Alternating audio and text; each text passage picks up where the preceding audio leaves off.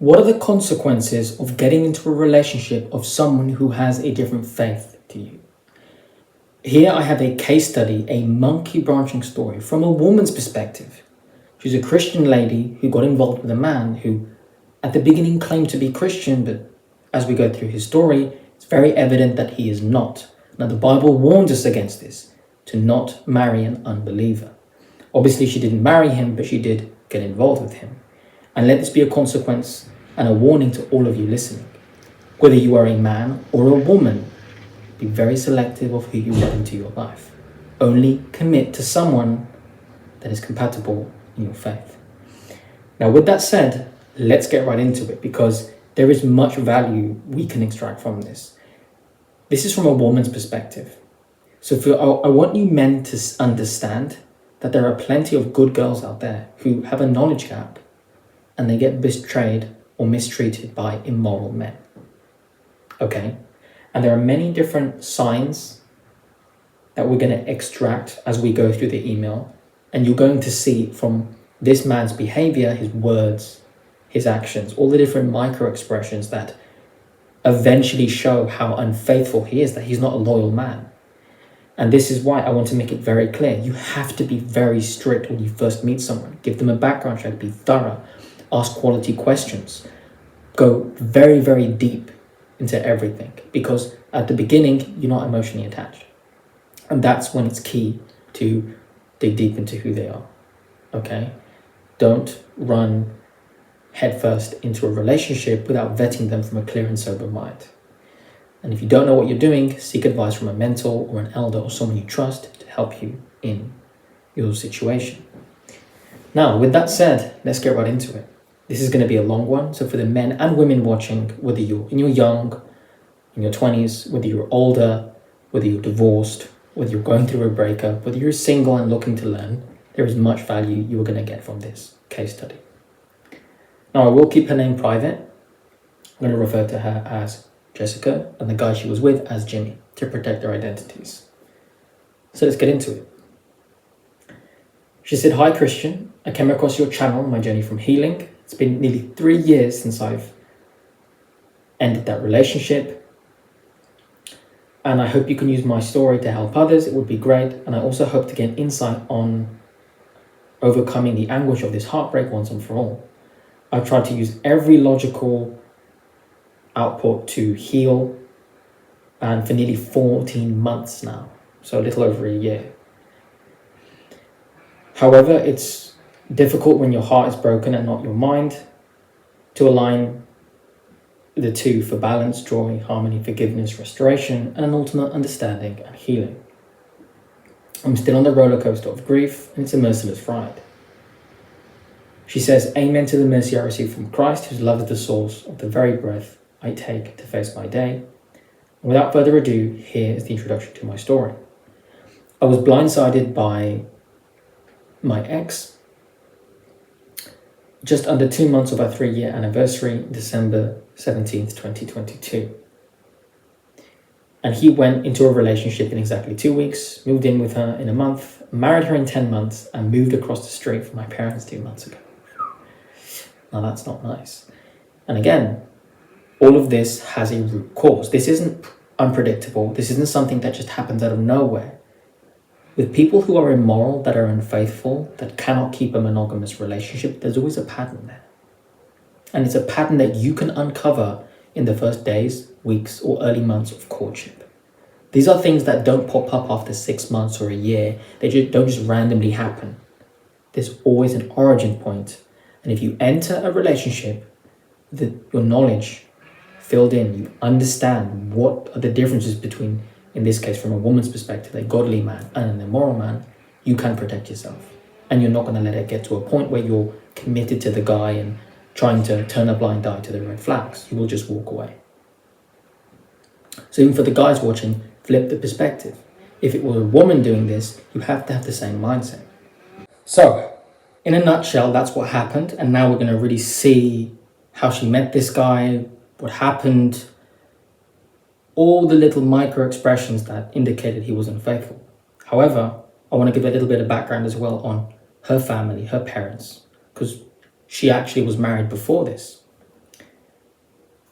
There's a whole story to it. As I said, this is going to be a long one. So, she said, I'm close with my parents and I visit them 3 to 5 times a week. They own their home and my mother has mild dementia. My stepfather works 2 jobs to provide for my mother, so he can't be there all the time. He'd been my stepfather since I was 18 and is one of my best friends, so she looks up to him as a good role model. I respect him greatly because of all he does for my mother and all he has done throughout the years for my younger brother and I. And my now 2 adult children have always known him as their grandfather. My real father and I were close when I was a child, but he left in a very traumatic and abusive way when I was 6. And my mother was never very suitable to raise me. She didn't do drugs or anything to that effect, but she was verbally and emotionally abusive. My real father and mother were only 19 and 18 when they were married, and they were nowhere ready to be married, and surely not ready to be parents. Well, it's not an age thing, it's a morals thing, and it's a knowledge thing. In the 1960s in America, the average age for a woman to be married was 20, and for a man, 22. Now, in our 2020s, the average age for marriage is 29 for women and 31 for men, and the divorce rate's higher now than it ever was back in the 60s. What's changed? Lack of morals. Back then, young men and women and everything in society was geared towards preparing them for courtship for marriage. Boys were prepared to be husbands ahead of time, and young women were prepared to be wives ahead of time. Therefore, if the average person were to choose to go down that path, they would probably have a very good chance of finding someone that's suitable for them. They'll have a community, elders, a community, family and friends and people to guide them and help them vet the opposite sex to make certain that that is a good candidate for marriage. So you'd saying that 19, 18, they weren't suitable for each other. Fine, your mum was verbally and emotionally abusive. She probably wasn't raised well and didn't have the maturity or the knowledge to teach her to be a wife. She didn't know what she was doing. And obviously, if you say your real father was someone who was violent, who was very absent and things like that, then he also had issues too. They were 2 people who were not right for each other who got married. And that wouldn't have changed whether they were 19 or 28 or 38. Because biblically speaking, we're all supposed to marry young. Getting married in your youth is prime for men and women. I know a lot of older guys want to say, oh, you can get married when you're 36, 38, 40. The older you are as a man, your sperm becomes more defective. And you've got less years with your wife, less years with your kids, less years with your grandkids. So you're supposed to marry young, man or woman. The question is, do you know what it takes to build a marriage? Is that person right for you? Have you prepared yourself to be the right person? It's all in the preparation. That's where the key lies. So in your case, fine, they're 19, 18 and they're screwed up. But for the people listening, I want you to understand, it doesn't have to be that way. If there is a reason why up until the 60s, everyone was getting married in the early 20s, 19, 18 probably was seen as normal 100 years ago. And they were fine, most people. What's changed now? The average person's getting married in their 28, 38, way older. And they're all going to crap. What's going on? It's a knowledge gap. It's not an age thing. It's a morals thing. She said, I was raised with my grandparents who were very old world Spanish and very traditional. However, because of their old world traditions, my grandfather was never faithful. Well, it's not an old world tradition, it's an immoral tradition. The Bible's clear on that. As a man, as a husband or a wife, you should be loyal. If some cultures promote that, it's wrong. It's wrong. For both men and women, if you're not someone who's loyal, you can't be trusted. And that's why you have to make certain you are in subjection to God first. Because a man who's loyal to God is going to be loyal to you, for the ladies listening. And for the men watching, it's the same thing. Traditional values do not work without faith. Because if not, you're cherry picking and you're playing dress up. And you're going to do what you want when you think it's right. But when you understand truth and you love God and you understand the blueprint He's laid out for you, it changes your heart. It changes your values and you'll live right. Because you know you have to give an account to God and to others. And you will actually want to be loyal. Because loyalty is good. A lot of people now will use loyalty when it suits them based on feelings in the moment. And that's not how marriage works. You can't be loyal when it suits you. You have to be loyal always. And you need God to hold you accountable. And obviously, marrying someone you actually desire, marrying someone you truly crave, someone you're compatible with so that you don't even want to look at anyone else. That's another reason why people cheat. They settle. so they can't help themselves. There's an element of disrespect there because you're not what I really want, so I'm going to look elsewhere. That's the cure. Finding someone that's right for you and being right with the Lord. So again, my grandmothers were kept women who were raised and at least had 11 children. Yeah, I remember my grandmother as well. She had like 11 siblings. So back then, that's how people did it. So they had 11 children each, and they all tolerated the mistresses. So obviously, you're growing up in that environment. That's what you're being taught. You think that's normal. Oh, men cheat. Men are supposed to do this, which is not true. Immoral men do that. A godly man is never going to cheat on his wife. That is disgusting. Ephesians 5:22, husbands, love your wife sacrificially as Christ loved the church. Godly men are going to love you the way Christ loves you. He'd never betray you. He's never going to steal from you or lie to you or hurt you with intention. He's going to be genuine with you and have pure intention. That's how a godly man loves his woman. So again, guys, as you can see, and this is how and why a lot of people end up choosing the wrong person. Most people, they grow up in their environment. It's what they see from their parents. It's what they see from their grandparents. And what they're taught in their environment, that is how they shape the way they see the opposite gender. She had a bad example with her dad. He left. The mum has issues, gone. Stepdad, really good guy. And then seeing her grandmothers, traditional women, but they're telling her, oh, guys cheat, husband, grandfather cheat, they have mistresses, you sweep it under the rug, you have to accept it. So as a young girl, she grows up and thinks this is what she should expect of a man. If a man cheats, turn a blind eye. If a man's being unfaithful, it's okay. This is what men do. No, it's not. No, it's not. I wouldn't even be friends with a man if I found out he cheated on a woman in his life. You can't trust people like that. If you can betray the woman that sleeps in your bed with you, you can betray anyone, business partners, friends, family, and God. Someone like that, they can't even tell the life they're living if it's true or not.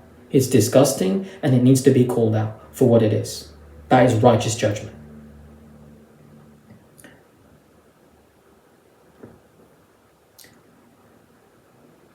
I swore to never marry as a child and actually wanted to be a nun, but life changed.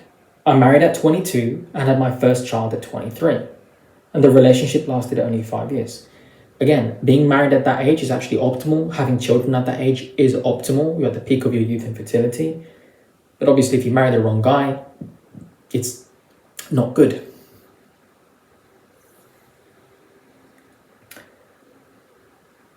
I made the mistake of marrying a non-believer. So again, guys, this is the first mistake. And remember, this is her background. This is her ex-husband. This isn't the guy we're getting into the story with. But there's a pattern here.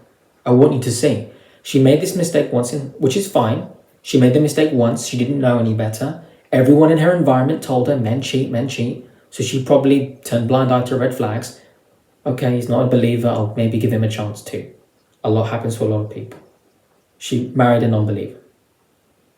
That's mistake number one. Then with that, he's not accountable to God. He has more red flags. He was physically abused her. He treated her very coldly with no romance. So he either settled for her or just had a knowledge gap. But again, he's being abusive, so really bad man, immoral behavior. And he expected her to work and make money like a man, even though as a traditional guy, he shouldn't be doing that, right? He obviously wasn't because he wasn't Christian. She said, I wanted to be at home as a mum, raise my precious children, and it was traumatic for me to have my children raised by strangers. Still, I married thinking I was going to be married for life, but when I walked in on my husband having sex with my brother's girlfriend, the mother of my nephew, damn, I had to walk away, and I ended the relationship with help of the authorities because he was a violent man. My ex was a German-American Marine, and I'm Spanish-American. I'm just throwing that in there for whatever it's worth. Those events took me many, many years to recover from. Again, heartbreak and these things, it's natural, you grieve, and going through something like that, my heart goes out for you, that's terrible. And I want you men and women to listen to her situation. This is all preventable if you marry right. If you prepare yourself ahead of time, fill in your knowledge gap. If you don't have anyone to turn to and you're serious about marriage, find someone you trust. For the ladies, find an older woman who's married to a good man she loves and trusts and ask her for counsel. To the gentleman, find a good man that you know was a great woman in his life and learn from him. In my case, what I do, I teach men this stuff because the quality of woman I have, and I've taught other men to find godly women. Just recently, one of the men in my Relationship mastery, 23-year-old Christian guy, just met an amazing godly woman. He followed the blueprint that I teach. He prepared to be a husband, and now he's set on his way. Zero risk of failure, 100% guarantee that you can find a woman that has chemistry, compatibility, and right for you. So find someone, if you're a man, who mentors. In my case, in your case, you're watching, that's me, I can teach you. But I don't mentor women because, biblically speaking, it's not my role. I can mentor a daughter and such when I have kids in a few years, but as a woman, you should learn from another woman who has a successful marriage, who has a good man in her life, and ask her how she did it. That's my advice to the women watching, so that this doesn't happen to you.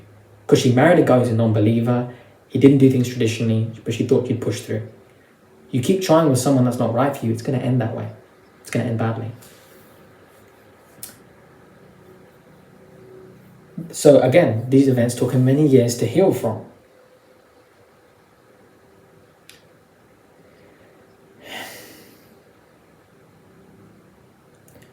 And again, she said, my father was a violent man who I felt betrayed by because I loved him like he was the greatest man in the world, and he abandoned me.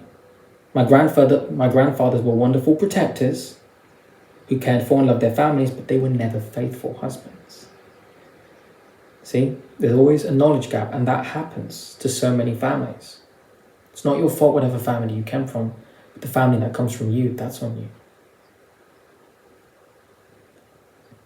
My grandmothers were very beautiful, loving, domestic women who raised me modestly, but instilled a tolerance to infidelity and a lack of commitment in me unconsciously. What was I just saying for the last 5 minutes? Yeah. This is what happens to people who grow up in families like this. They think it's normal. It instilled that set of values in her. Even though she was disgusted by it, she was convinced by her grandmothers this is the way it should be. And unfortunately, her grandmothers, the poor sweethearts, didn't know any better either. Let me repeat that. They instilled a tolerance to infidelity and a lack of true commitment in me, unconsciously. And my mother was never really equipped to be a mother. She saw the same thing growing up. She saw her parents, the father cheating on the mum. So the mum grows up rebellious. I don't want to be a wife if that's how it's going to be. So she grows up with all these problems, marries the wrong guy, and now poor Jessica grows up in a broken home. Luckily the stepdad stepped in, but damn, this happens often. Our heart does go out to you, it's terrible.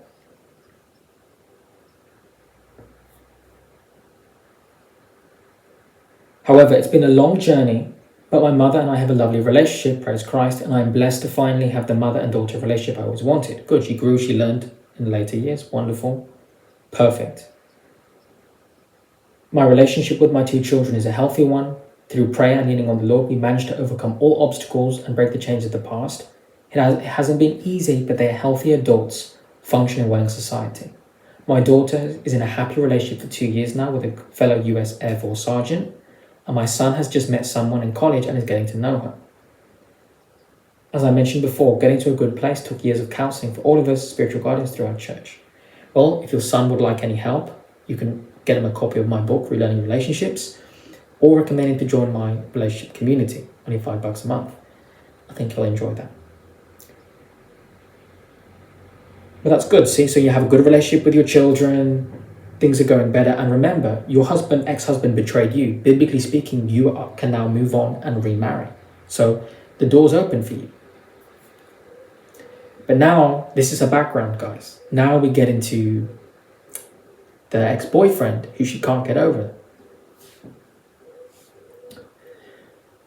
I came to the point where I didn't want to date for 5 years.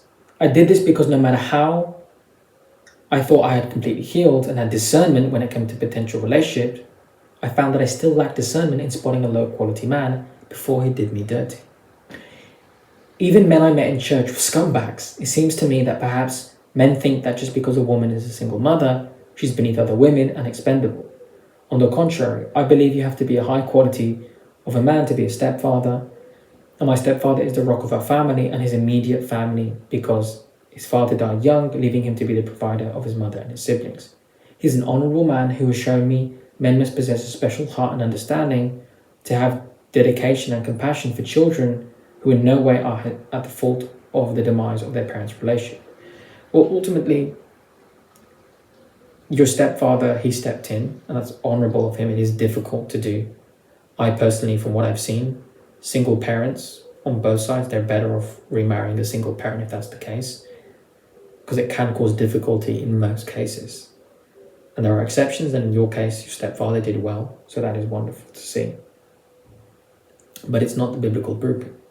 The biblical blueprint is man and a woman get together, marry, have children of their own, they cleave together and they stay together for life. They don't have problems. They don't have cheating. They don't have abuse. They just love each other, maybe work through a few misunderstandings, a few communication issues. But if they got chemistry and compatibility and their faith, they bond for life. And the kids grow up and see mum and dad love each other, and guess what? They replicate that blueprint, so on and so forth, and society flourishes with families that grow and pass down love to each generation. So broken homes and then stitching another family together isn't biblical in the blueprint that it was made to be. It's a band-aid that happens nowadays in that sense. It can work for some, it's rare, but in your case, your stepfather and your mother obviously learned from her experience and found a better man, so at least she's happy, and that is good to see. My children already had their world shaken by adults they trusted, and they don't need a predator or a user coming to cause me, their mother, pain by pretending to be what he is not. I have heard lots of stories of men who go for single mothers and they're predatorial because they want access to the kids. So it is true that you have to be careful with stuff like that. There's weird men out there. For the ladies listening. Let's see. I was very protective of my kids to let anyone in, and all of my relationships never got past the dating stage because I encountered players, cheaters, liars, stalkers, narcissists, and psychopaths. I'd had enough. I hated being a single mum because all I ever wanted was to be a housewife, dedicated to a husband and raising my beautiful babies. I wanted to adorn our home with beauty, and when my husband walked through the door, he would know he was coming home as the man of the house to a family who looked up to him, respected him, and whose love made him feel like the king of the castle. And gentlemen, this is what godly women want. This is why good women will treat you like that. For the guys watching, it just came out of her mouth. This is what I have just read. That's how you'll be treated with a good traditional Christian girl. But you have to be a traditional man if you want that treatment. And this is what feminine women crave. They want to be in a relationship. They want to be in a love story. They want to be with a man that they crave, a man they respect, a man they admire.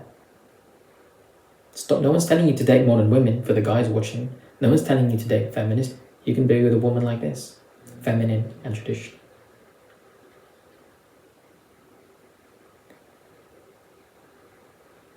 He could forget about his hard day for a little while with the dedication, loyalty, and passion of his wife, who would rejuvenate him. I want to love my husband as unto the Lord, as the Bible teaches. Christian, she says, Christian, I was tired of living like a man. I was king of the castle and I was sick of wearing the crown. I still am now that I'm single. I threw the towel in and I fell for a man 7 years ago when I found out 6 months into the relationship he had a family in another country. My world was shattered. He was Cuban but looked white. I should have known better because you're playing a dangerous game when you date outside your culture. I agree, you're always better dating within your culture. Something I teach, something I do. I'm European, my girl's European, it just makes more sense. Compatibility wise, it's just the best thing. She says, I'm attracted to fair skin, blue-green eyes, and blonde hair more often than dark hair. I have olive skin, deep amber eyes, and an original hair color. My original hair color is dark brown. I'm not attracted to men who are of the same coloring as me.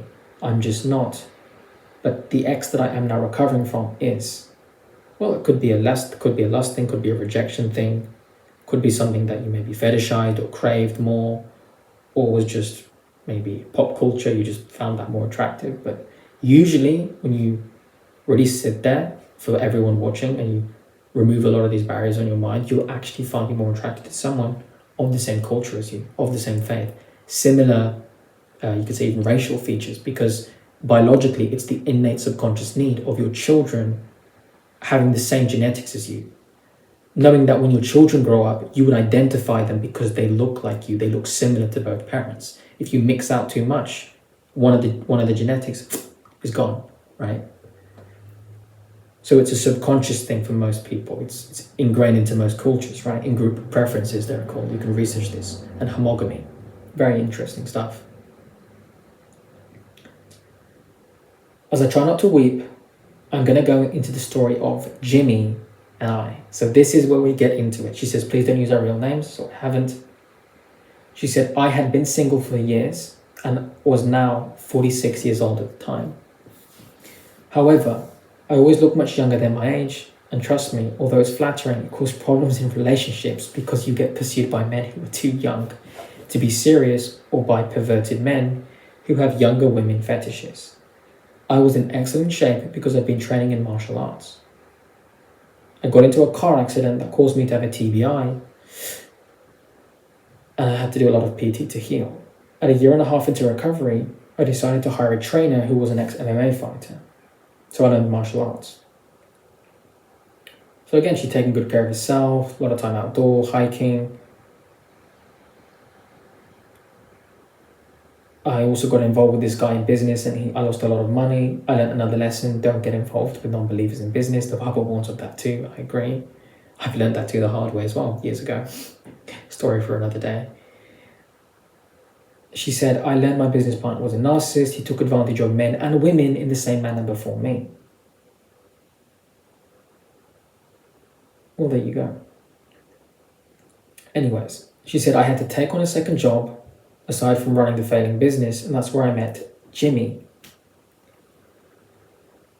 And also where I met the woman he is now married to. Because obviously this guy, not only was he unfaithful to her, he had a whole family, he had a whole life in the background. He'd been doing this all his life, as we're going to see throughout the email. Now we get into the case study. Okay, at minute 22.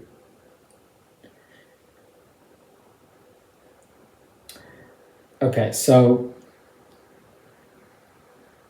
I'd completely given up on my love life and I still worked to try to save the business in the home and my home. I believed in it, but figured God didn't have something planned for me. Now, mind you, Christian, I'm not an unattractive woman, but I've never considered myself to be supermodel beautiful. I have great fashion sense, but I'm humble and don't dress provocatively. I believe in being feminine, fun, classy, with an edgy, fun twist. I don't get men's attention though, perhaps because I don't like being treated like a painting or an object. And I despise when a man is with a woman and looks at other women. I honestly just don't pay attention if men are looking at me or not because I don't need their attention. I want their respect as a fellow human being, and as a casual small-town neighborly smile is the kind of interaction I prefer in society. I agree. And this is for you guys listening. Listen to what she said. I don't want men's attention. Good women do not care if they're checked out. Especially when a woman's in a relationship, she only wants attention from her man, the man she loves. Same goes for men. If you're a godly man, you don't want attention from beautiful women checking you out. You don't care. You don't care. You only want attention from the woman you love. You want her presence. You want her affection. Because you're secure in yourself. Only insecure people or unfaithful people love the attention from other eyes. Be very careful. And this is kind of how it started out with this Jimmy guy. She caught him staring at other women all the time.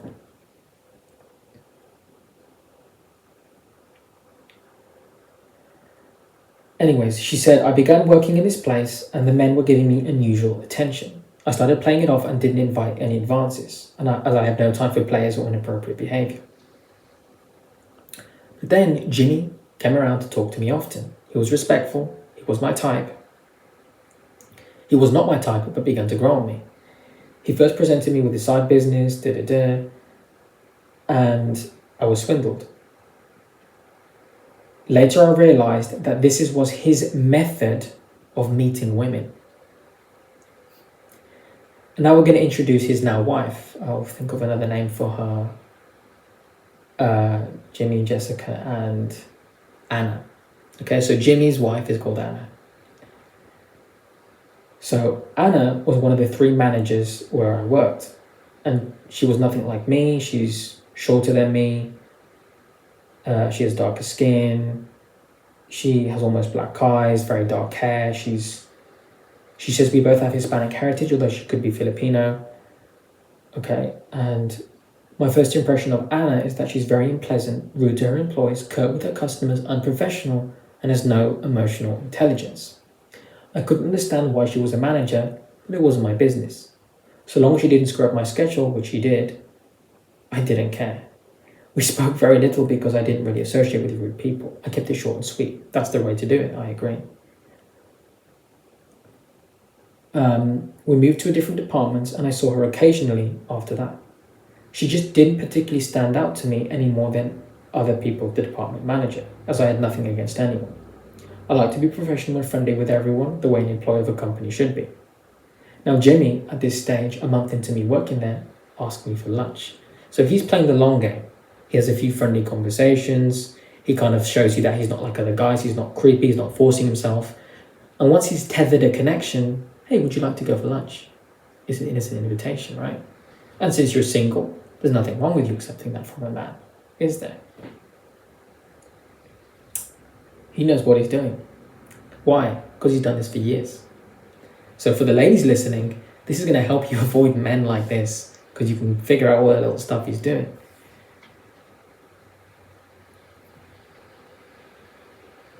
I remember asking the Lord if this is who he had planned for me, because he was completely not what I was expecting.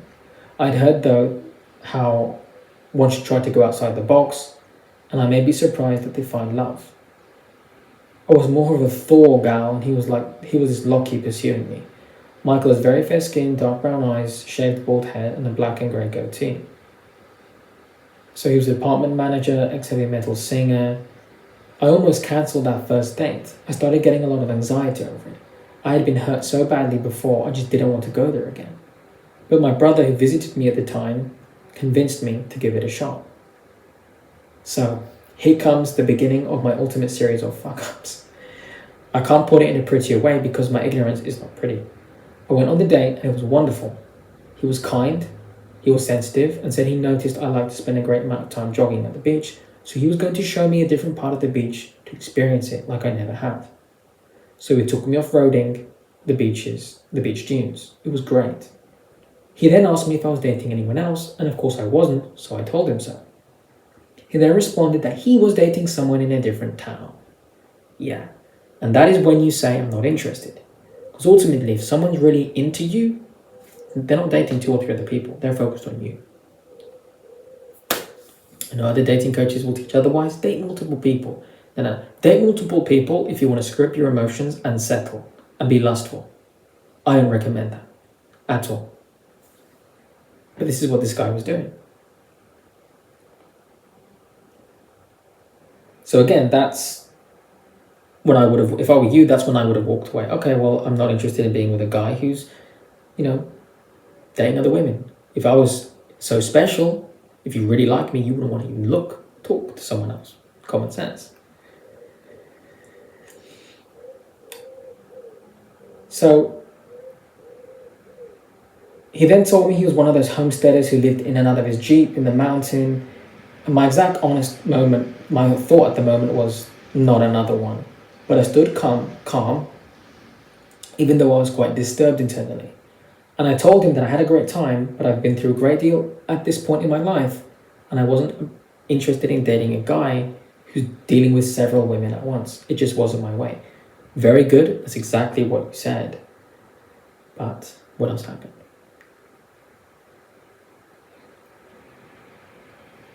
I've always liked to be exclusive, although here in America, it can be read as being possessive or pushy. Well, to the right person, it's not possessive or pushy. If someone is immoral, they're dating multiple people, they're not really interested in lifelong commitment, they're going to see it as pushy because you interfere with their lifestyle. But if they're serious about you, of course they want to grow close to you. It's common sense. But you did the right thing, at least mentioning it to him. But you still should have walked away.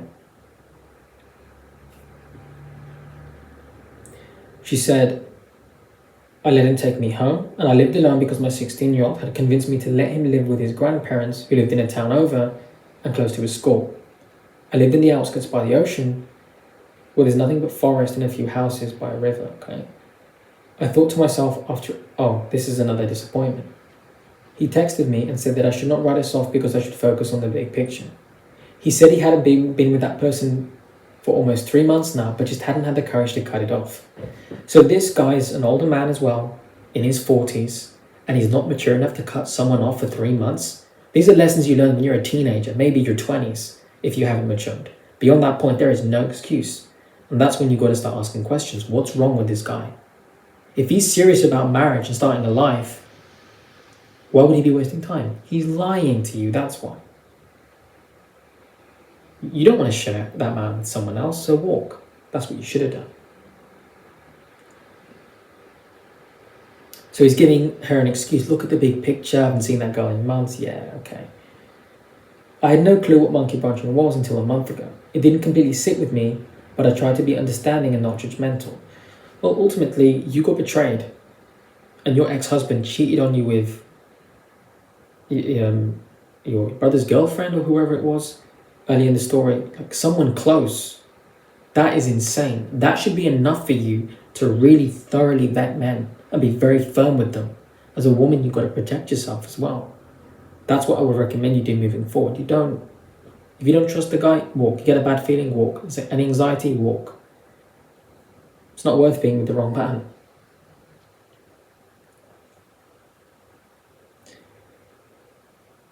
Anyways, she says, I started to convince myself that maybe my old-fashioned way was probably why I was single, and this is how modern dating is, and I thought perhaps expecting to be exclusive or getting to know someone was asking too much. Also looked it up on YouTube and saw that there were tons of people living in their Jeeps and vans, and it was like a modern lifestyle. Plus he was a manager, not just an associate. He actually had superb work ethic.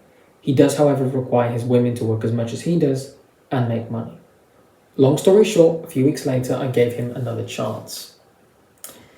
How'd that work out for you? Not good. And for the ladies listening and the men, this is all preventable. When you spot little warning signs, if you have any doubts about someone, I'd be very careful. If it's from God, there's clarity, there's peace, there's no confusion, there's no anxiety, there's no worry. That's from the devil, that is. Let's see. Long story short, a few weeks later I gave him another chance. He showered me with gifts, flowers, dinners, camping trips, and I fell to lust and slept with him too soon. Well, ultimately that's your mistake. That's your sin. And you should have known better to protect yourself. And him buying you all these gifts and flowers, that's something that you do when you're a boyfriend, girlfriend. That's something you do when you're a couple, you're committed, you've gotten to know each other, you're serious about each other, not a stranger, not a guy you've just met, not a guy you barely know. And especially not in this case, if he's dating another woman and hasn't had the courage to cut her off. You don't know anymore. You should have sat him down and vetted him thoroughly. How many women have you been with? What's your body count? Tell me about your past. Have you ever been married? Do you have children? Because if he's in his 40s, you've got to ask these things. He's lived more, he's seen more. See what he's learned from his life. And see if the words and actions align. Ask around. If you don't marry the town, I say to guys, you marry the witch. In this case, you don't ask around the community, you end up marrying the town manhole, the town playboy. So you've got to dig deep into these things. So then you go sleep with him. So now you're invested emotionally.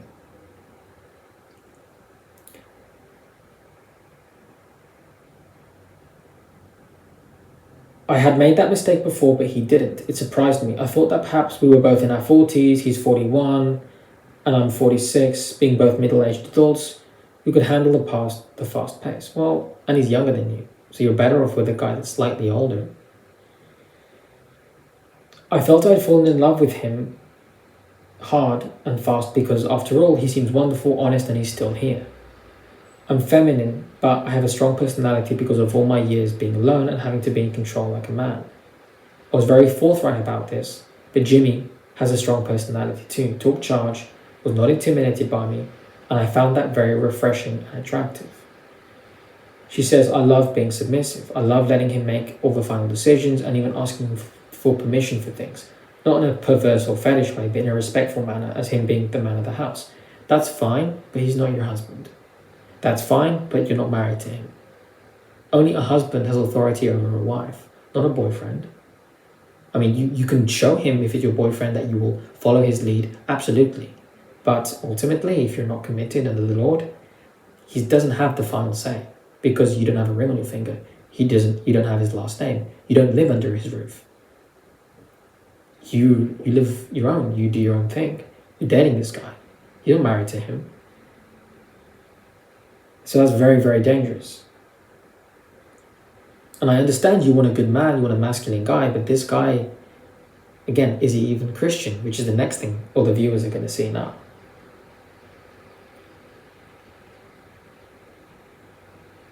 So by this point, we end up moving in, we end up living together. We met in November, started dating in December, became official February, and by March lived together. I told him I was not the kind of woman he was going to support a man financially. I told him I preferred not to work, but I would if the family was struggling and I had to. I left the job, we worked that together and found a different job. He used to show up at my job, but was always happy to see him. Jimmy was a little controlling and high demanding, but I didn't mind it. I had a sweet, attentive man and I was happy to please him. We both had one problem though, and it was one that I felt needed to change.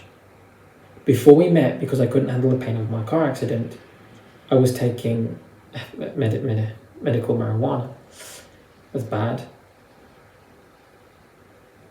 He also smoked as well, but he gave up alcohol because it made him aggressive. Fair enough.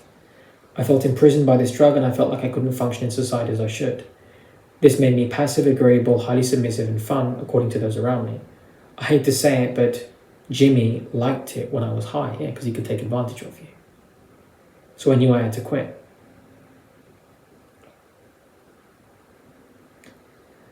She said, I felt being good helpmeet meant I had to step up my game financially for him. Well, he's not your husband. You don't have to do anything for him.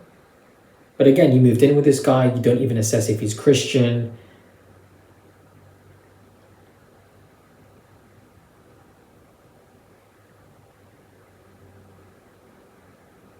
Anyway, so she changed job. This is a long email. So she changes job, and that she comes home with a lack of energy, doesn't like her work, in a lot of pain.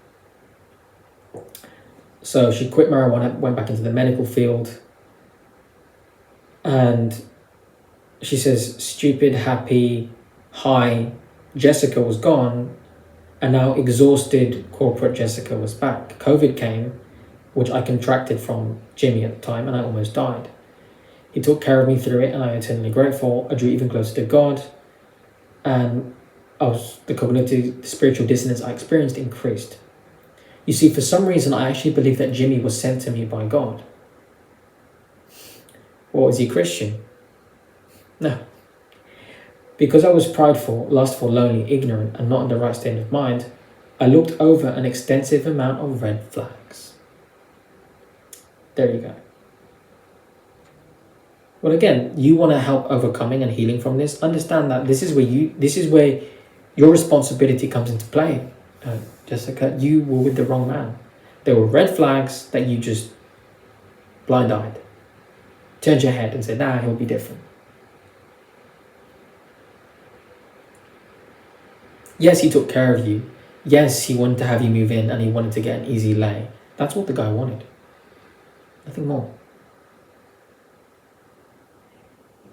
So, let's see. He comes from a godly family, but when we first got together to pray, Jimmy didn't pray directly to God. It was more of him saying, in case you're there in real kind of prayer. He was agnostic. She says, I have an agnostic on my hands. I took him as a prodigal and felt like if I left him, as I should have, I would do more damage than good in bringing him to the Lord. It's not your responsibility to marry him. You don't marry an unbeliever. You married a guy who didn't believe in God. Your ex-husband didn't believe in God. How did that work out for you? And now you're dating a guy who's not believing in God. He claims, yeah, I believe in something, and then he says some open-minded, yeah, I believe something's out there, but I don't really believe in the Lord. You're an older woman. You don't have your 20s to go back and start fresh and find a young guy and grow with him. You have to learn from that first mistake and realize that the impact of that. You married an unbeliever once, Don't date one a second time. At your age, the only man you should be going for is a guy who's similar to you. Maybe he's had kids or he can't have kids. He's a bachelor. He's a single old Christian gentleman. Whether he found God in his youth, whether he found God now, his values are screwed on. And he's serious about having you in his life, and the rest of your years you grow old together. You have a loving, passionate, intimate marriage. That's what you want. And you are a sweet woman. And obviously you have a knowledge gap.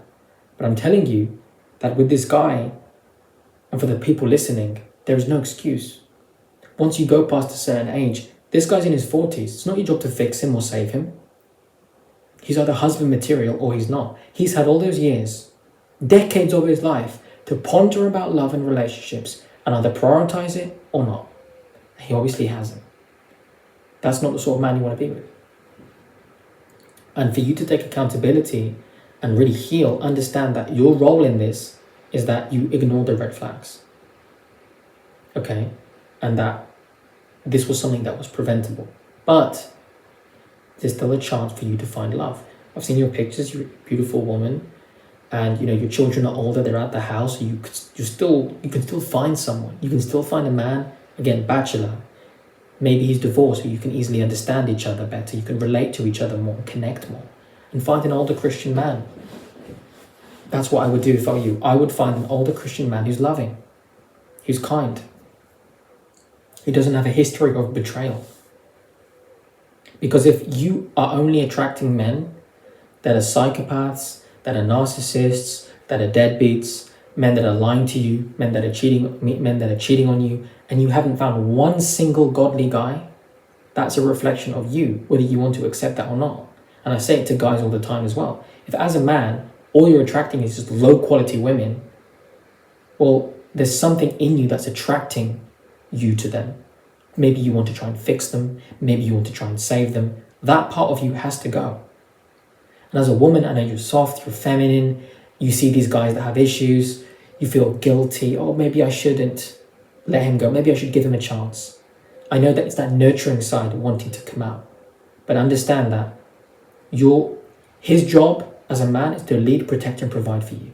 Financially, spiritually, emotionally. And if that man wants to love you, that's going to be his job. And you can relax and ease into it. But a man who is immoral, who has serious character defects like psychopathy, narcissism, he has a streak of adultery, cheating, that's not a guy who's going to protect you. He's dishonorable. And you have to look at that and say, there's a red flag. As much as I find him attractive, as much as I find him fun, out the door, next. That's what I recommend for you. You need to take action on that and realize the severity of that. You can still find someone. A lot of people find love later in life, but you have to make it a priority. You have to really sharpen up your standards and make certain that you find a good man. And, you've been a good woman all your life. You've been loyal. You've been faithful. You've been committed. You have that. That's something you value. So you deserve to find the same. But if you deserve that truly, you have to expect that from a man. You have to sit the guy down day one and tell him, these are my standards. This is what I'm looking for. If you can't give this to me, I'm out the door. Don't move in with a guy right away. Don't sleep with him. Don't do any of those things. Get to know him. Have quality conversations. Ask quality questions. Vet in an in-depth, thorough way. Is he Christian? Is he a man of God? What does Scripture say? Test the spirit. If he says he's an apple tree and he's giving you lemons, he's lying to you. You'll know them by their fruits, as Christ said. You have to have that attitude. That's what I teach my male clients. This is exactly what I did when I met my woman. And that's what I do with my clients and why they get quality women in their life. Because they vet thoroughly from the get-go. And if you're a lady watching, you can do it the same way. From the beginning. And all of this, this sweet woman, this sweet Jessica, all of this is avoidable. As she said, she overlooked the red flags. And again, let's go back to finish the rant, back to the case study. As you guys can see, she felt bad for him. I want to save him, kind of. I want to fix him. Oh, if I leave him, I'm going to do him more harm than good. But she knows. Now she knows. She should have left. And if you have doubt about a guy, turn to your brother, turn to your stepfather, because your stepfather and your mum, they have a good relationship. Ask them. Again, find a mentor, find an older Christian lady who has a track record of being with a good man for a long time and loving him, and that man you know is faithful to her. Ask her for advice. That's what I would recommend you do. But I do appreciate your honesty and everything you've written here, because it's really going to help a lot of young men and women.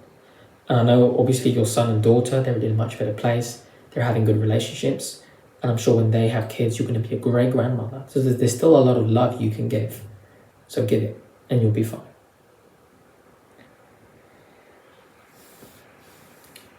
Continuing on with the email.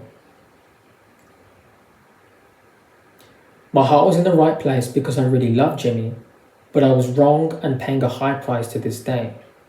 I was no longer under the darkness of taking weed, I was waking up.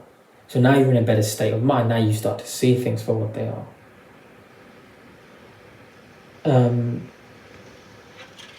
You see, our relationship was full of fun trips, excitement and passion, and I believe you do not withhold sex from your spouse unless it's for prayer, fasting, or woman's cycle. And therefore, that part of the relationship was intact, even more than he could keep up with. But again, you were not married. I was torn internally. It was like a thorn in my side that we were not married. Exactly.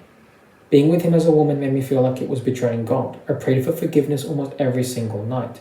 I was haunted and dying on the inside. I talked to Jimmy about it, and he said he saw me as his wife, promised himself to me as my husband, but he did not believe in getting married. And if he doesn't believe in getting married, then he's not serious about marriage. Actions speak louder than words. If a man wants to marry you, he knows. It is that simple. Within 1 year, being with my woman, I got 3. It doesn't take 2 years, 3 years, 4 years, 5 years, 6 years. When you're serious and you vetted that person thoroughly, you know, especially at your age. You understand? There's no secret to it. When you love someone and you are really serious about marriage, you want your happily ever after to start sooner. So you get things done. He was milking the cow for free, didn't have to pay for it. That's what they used to tell women back in the day. If a man can get the milk for free, he'll never pay for the cow. Right? However that saying goes. And that is the problem. So for the ladies listening, just you closing your legs like that, and you, when you meet a man, you tell him, no, I'm waiting for marriage. You eliminate all the guys that are not serious about you, all the players, all the guys that have sexual problems and other internal issues. And you keep your dignity. When God says wait until marriage, he's doing that to protect you. It's really that simple. So, let's continue on with the email. It's a very long case study, as I said, and I love that it's from a woman's perspective, because there's so many guys that they only see betrayal from a man's perspective. And obviously there's women out there who are with the wrong man and they go through things like this, so it's good for guys to see. And, it's important for people to know. Anyways, she says, I prayed for forgiveness every day, He said he saw me as his wife but didn't believe in marriage, and especially under the authority of religion. We wore wedding bands, but I threw mine in the river in her pain because I felt I was living a lie. Perhaps I was wrong to do this, I don't know. Well, you were living a lie, so you were right to do that. He told me he stopped wearing his because it broke at work. Yeah, because he has a wife, that's why. These were the soft rings that were meant for people whose trade kept them from wearing precious metals. To the outside world, we were a happy couple. My friends and family were happy to see me finally find love for the first time in my life.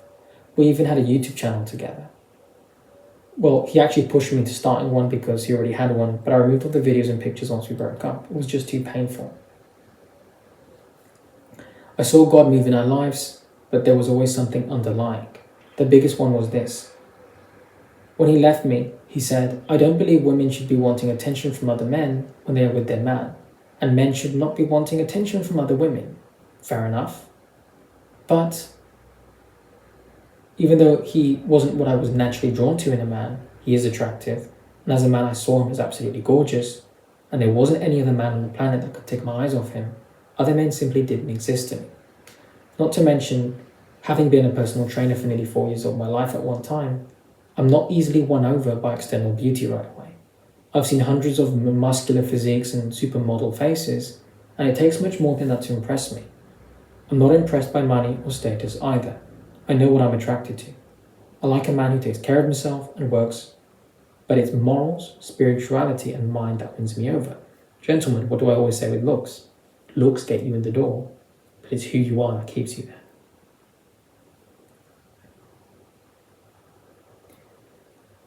I let myself overlook some of these things when I fell for Jimmy.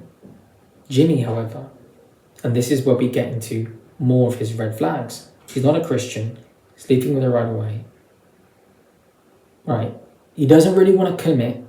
We know he was dating that other girl, but he's actually not seeing her anymore. Is that he always gave lustful eyes to other women. He loved to acknowledge that he was attracted to them.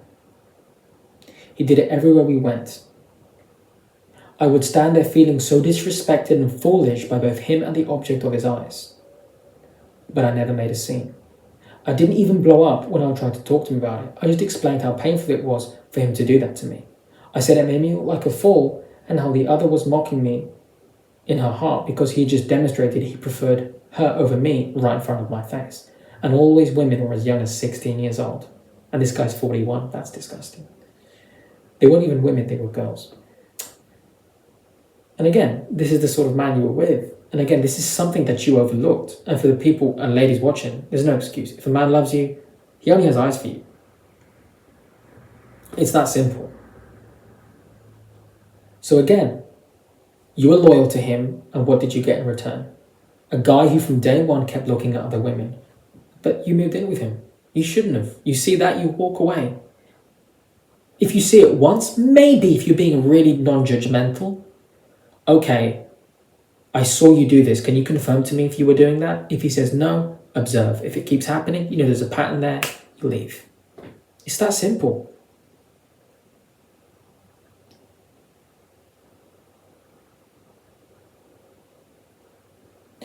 What is worse is that those women were actually enjoying the attention. They weren't even disgusted by it. I was crushed. Only one woman gave him darted eyes, and that was because she turned out to be a lesbian that had been watching me all day. That was hilarious, but another story, I digress. When I told Jimmy it was not good to open those doors to other women because it was dangerous to our relationship, he played the victim. So you got this 41-year-old man-child playing the victim. He's not a loyal guy, you call him out on it, and now he's playing the victim. There's no excuse for his behaviour. These are all the little warning signs and the micro-expressions of an unfaithful man. It is that simple. He said I was full of accusations and BS, and it hurt him that I didn't trust him. Well, you have proof. He just doesn't like being caught. He said that I had it so that he felt he couldn't look at anybody and just look at the floor, and he's becoming unhappy in our relationship because he couldn't be himself. So in other words, I'm a piece of shit man-child who's unfaithful. You called me out on me staring at other women. Instead of me saying sorry and acknowledging I have a problem or that I'm not into you or that I'm using you, I'm going to now twist it to make you feel bad. What? And this is the sort of man you think God had for you? No way. You reap what you sow. You chose the wrong man, sweetheart. This guy is...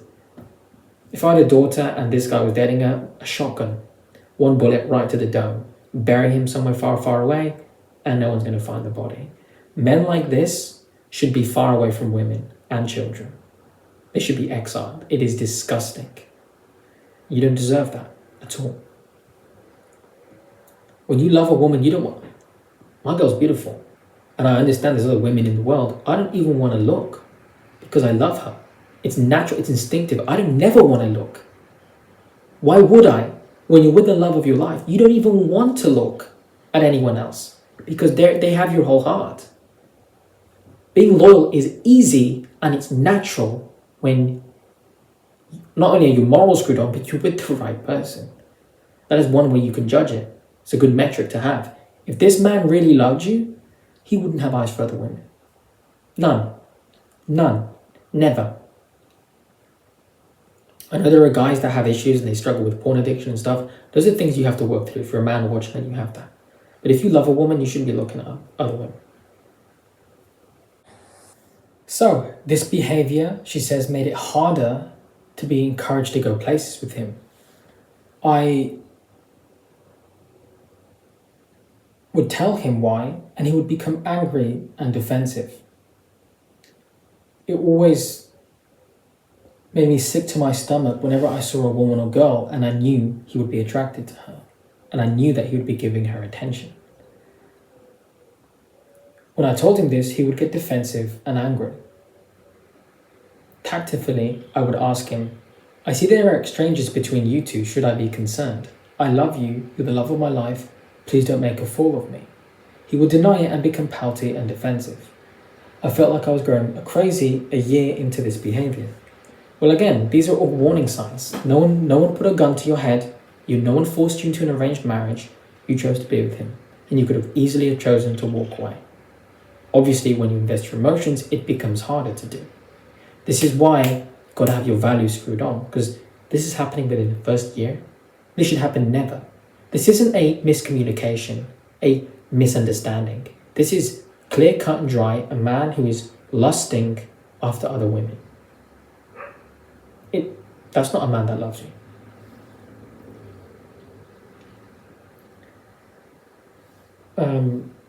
I never restricted him. I always encouraged him to go do the things he wanted with his male friends, even though I knew there'd be females around.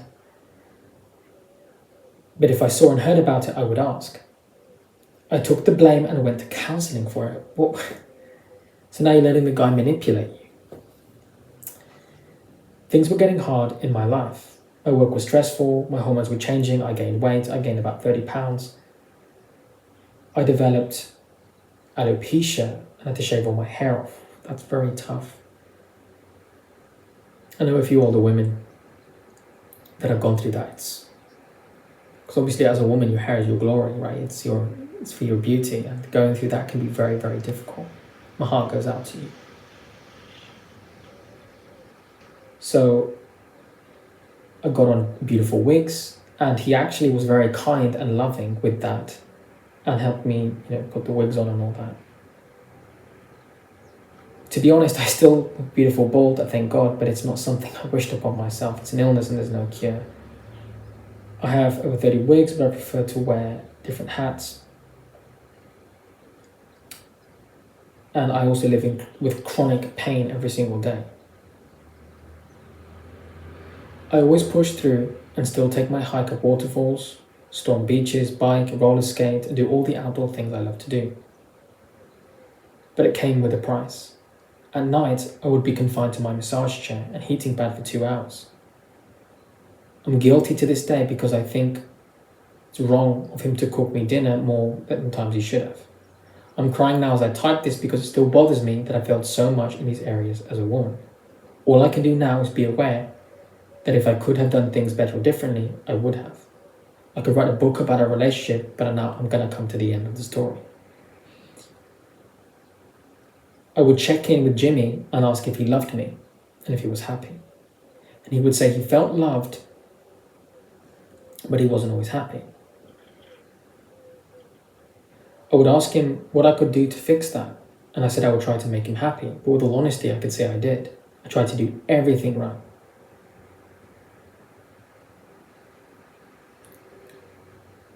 But deep down, I had 2 regrets. Number one is that I didn't like that we were dishonoring God by not being married.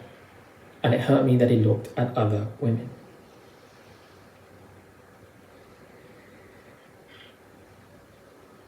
But I was trying to not let it bother me.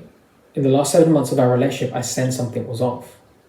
I helped him get a new job in the medical industry, and he began getting more distracted, less attentive, more exhausted. So I offered to increase my hours and help out more. So she's a very caring woman. Like, you can see how much she's trying with this guy. But again, he's unfaithful. But in the end, I didn't trust him. So I asked him, is there anyone else you're interested in? And he said there wasn't a single woman that he was into. So now we come to the close of the email. This is when you're going to see when she actually finds out that he's a cheater. She has the 100% proof. So what happened is they had a cat, a dog, and a dog together. The puppy was out of control, kept running away, and so they went to give the puppy away. So when they go to the vets, the puppy was given to them by one of Jimmy's co-workers. But there was another woman there, which turns out to be Jimmy's wife. So he seemed reluctant to accompany me when I went to give the puppy back. And the woman we were returning the puppy to was waiting with a different woman. When the puppy's owner introduced me to the other woman as Jimmy's wife, the other woman immediately had a look of surprise and shame on her face. She shook my hand with her fingertips and glanced back at Jimmy, who was behind me, so I couldn't see his reaction, and I felt sick. Here I am saying goodbye to my puppy, and this is happening. Well, he was doing this to different women. He was a player through and through. It's sickening. So they have a drive home. He asks, is anything going on with that woman? He says nothing. He said that gas is like a trusting relationship. If we don't have it, it's going nowhere. So he's such a liar with his words as well. But he's said so many lies. He's been so unfaithful. He can't even tell the difference anymore. He feels no remorse. And again, this is just the consequences of being with a godless man. Like, you can see how, for the people watching, how much it's affected her, and why she wanted to try and make it work. You can be attracted to the guy, ladies, but if you don't have compatibility, if the man doesn't have the same faith as you, forget it.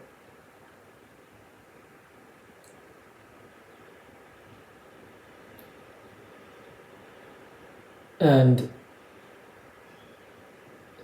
then he confessed that he'd been unhappy for a long time and wanted to break up. She said, I began to tremble and could barely speak. All I could say was, okay. I was in shock. He wanted to stay for a month or two before moving out, and I couldn't take the pain. I discovered that Jimmy had a pattern of going from women to women since he was 14 years old. And he's in his 40s. He's been doing it for decades. He has never been single for more than a month.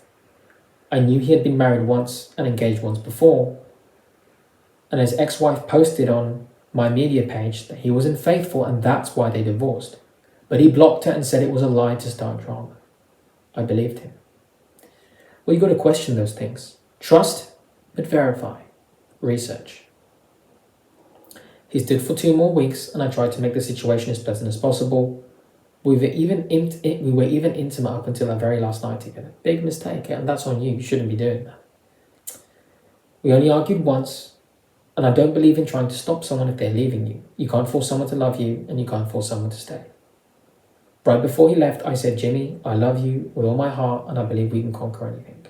Relationships aren't butterflies, and you have to work at it if you want to keep the spark alive. I'm not going to beg you to go and we can work this out. He said something was telling him he had to go and he had to live life on his own terms. So he left. And again, you trying to beg the guy back and let's have another chance is such a big mistake. You know, this shouldn't be your standard for men. Look how he treated you. He was never loyal to you. His ex-wife came to you, hey, the guy's cheating on you, blocks her. Been cheating on women, going from woman to woman since he was 14. This guy's damaged beyond repair. No wonder he doesn't want to come to the Lord. It's not your responsibility to fix it.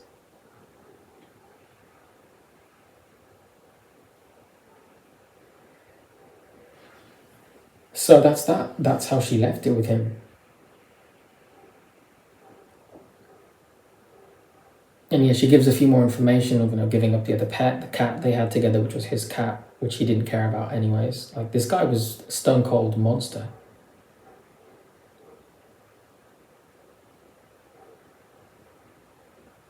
And he went back to that woman, the Anna, the real wife of his.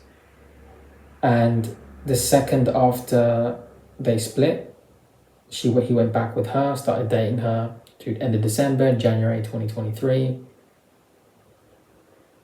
And you said she was married, but then they redid their vows, got engaged again, weird stuff.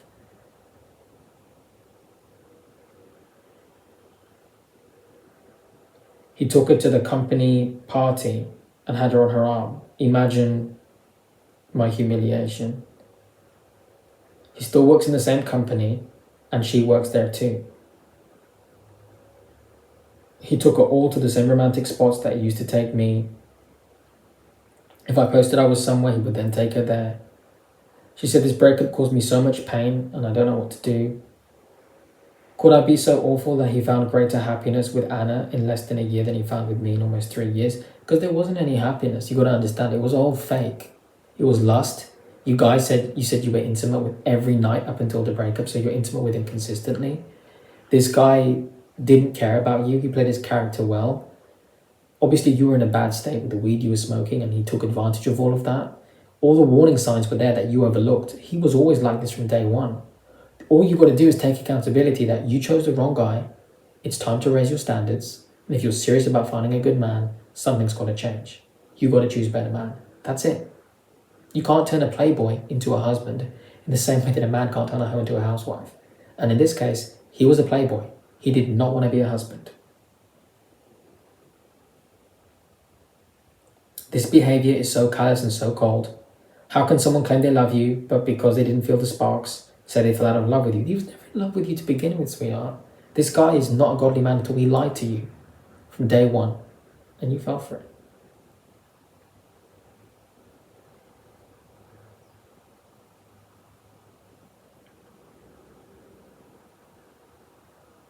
And apparently then this woman, his wife, comes up to Jessica and tries to attack her with her words, intimidate her, and she just let it be. She just walked away from the situation. And again, this is how it goes when you're with the wrong person. But there is light at the end of the tunnel. She says that the very night that Jimmy left, her chronic pain left with him. She hasn't felt any pain since then.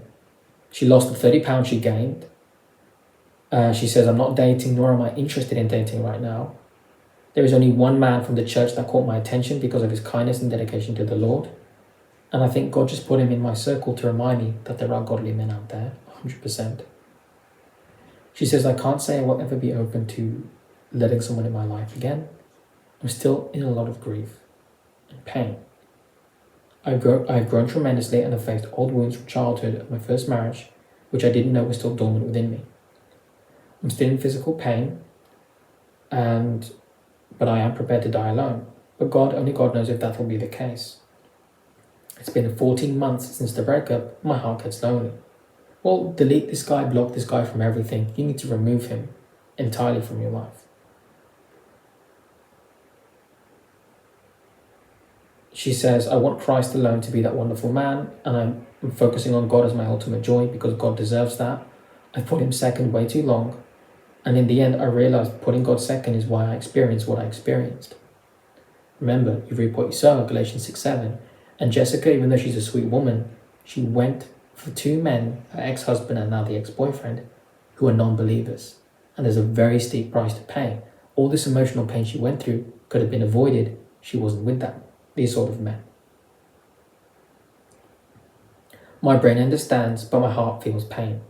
It's even painful for me to admit that I do grieve him sometimes. Because all I can do is picture how I could never even kiss him because he's had his mouth or he's been close to other women that he's sleeping with. Plus, I can't get past him putting another woman above me or giving her everything he denied me. Again, you chased after a cheater. A guy slept with you right away. He wasn't serious about God. This is not the sort of man you should want. She said, I cried every day and every night for nearly 11 months straight. And God has brought many amazing people into my life. and which is helping to balance out the tragedy and pain. I apologize for the long email. I've been waiting several weeks to write it, but I had to pray about it first. I just let it flow as I wrote. It's the first time I've actually really put a count to words. My hope is to get your insight and advice. I'm close to the summit of this mountain of grief and heartbreak, and I feel like I'll never be okay with this. It pains me that this man that I adored and planned to spend my life with is now with a different person. Well, again, all the red flags that were there. She says, do you have a solution when there is no escape? I don't want to love Jimmy anymore.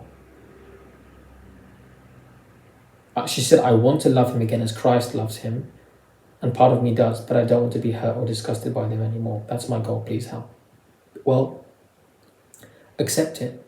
He wasn't right for you. He was incompatible. He was an immoral man. You lusted after him. You gave in to your feelings and you tried. You gave it your all and you got betrayed. He's not the right man for you. Does that mean that he can still come to God at some point in his life? Maybe. But it's not for you to fix or save him. You've got two beautiful, healthy children. Focus on them. You're back with your parents, your stepdad, your mum. Things are okay with them. Rejoice in that. Keep going on at your church. Seek guidance from an older biblical woman who's married and has a good man in her life, and ask her for counsel. I'm sure you can still find a good man. Maybe he's 50, 51, 52, a handsome bachelor who's willing to commit to you and get to know you. Find a good man. Put God first, study scripture, and you will be okay. And again, that is one of the longest case studies I've done, I believe. I hope all of you have found value in this, man or woman. If you'd like to send me an email, guys, send me a shorter one. I know this was long, but it's an exception. I rarely get them from women. And when I do, I think it's valuable to share with my audience, since 75-80% is male. Share this with someone who you think will benefit from this. If you know anyone who's dating or stuck with someone who's an unbeliever, let them know. If you'd like to get my help personally and support what I do, sign up to my relationship mastering for the guys watching. Link down below in the description.